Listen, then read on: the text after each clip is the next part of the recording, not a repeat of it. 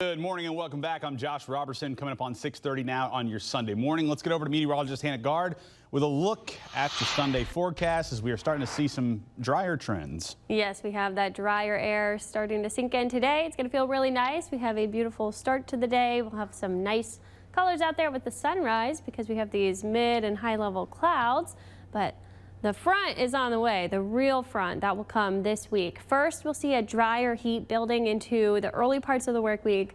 And then after that front passes, it will be a bit cooler late week. Now, it's not going to be cold for us. We know that this is really a humidity drop coming, but our temperatures will get knocked down a bit. Here's where we're at right now. It doesn't feel too bad this morning.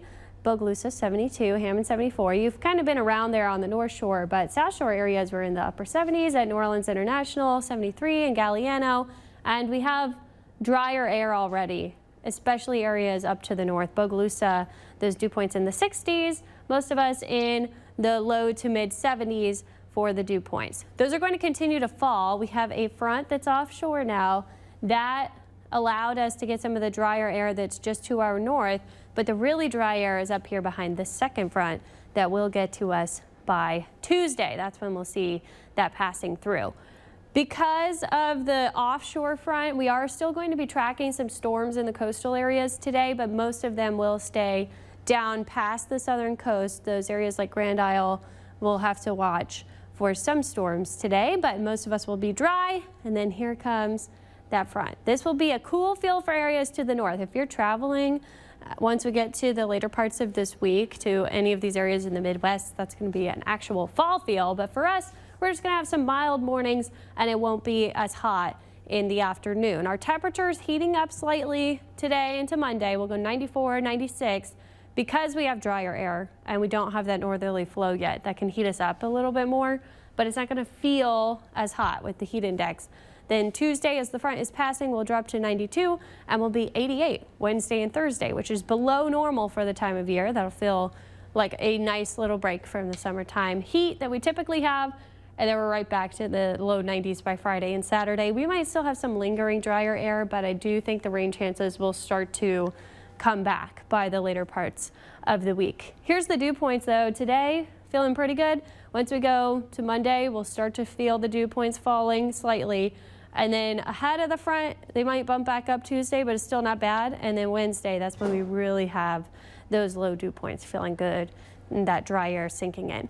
We have been sitting consistently slightly above normal, so that's why this front really will feel nice because we've just been running hot over the past 2 weeks. So falling below average will feel like a nice temperature drop.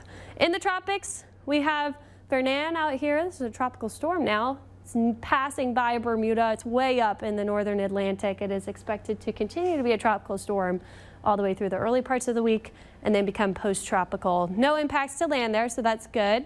Then we have the second wave that we're tracking. This one I'm more interested in. It's called Invest 99L. It has a lot of thunderstorm activity, has a medium chance of developing as it heads into the Caribbean. It'll be interesting to see if this becomes a tropical depression or a tropical storm in the short range. What I want to watch though is look at the plume of moisture. It travels into the Western Caribbean, and this is where we might have something to watch by next weekend because it's very warm over here with the Gulf. We got to watch any wave that makes it that far to the west. It could pass over to the Eastern Pacific. It could dissipate. There's a lot that can happen here and there are many variables, but something to watch. We will keep our eye on that. You can see how warm the Gulf waters are. You can also see those blues on the map. That's where Aaron passed by. So it's much cooler over there where that strong storm was. Next name on the list is Gabrielle. We're seeing a little bit of storm activity down along the southern coast. Again, 20% chance for rain today will mainly be down in Grand Isle, Venice, those areas along the coast. Most of us are going to be dry, 94 for our high, 96 tomorrow. And then here comes the front. That'll be a great break from the heat, especially in the mornings on the North Shore. Thursday morning, 66.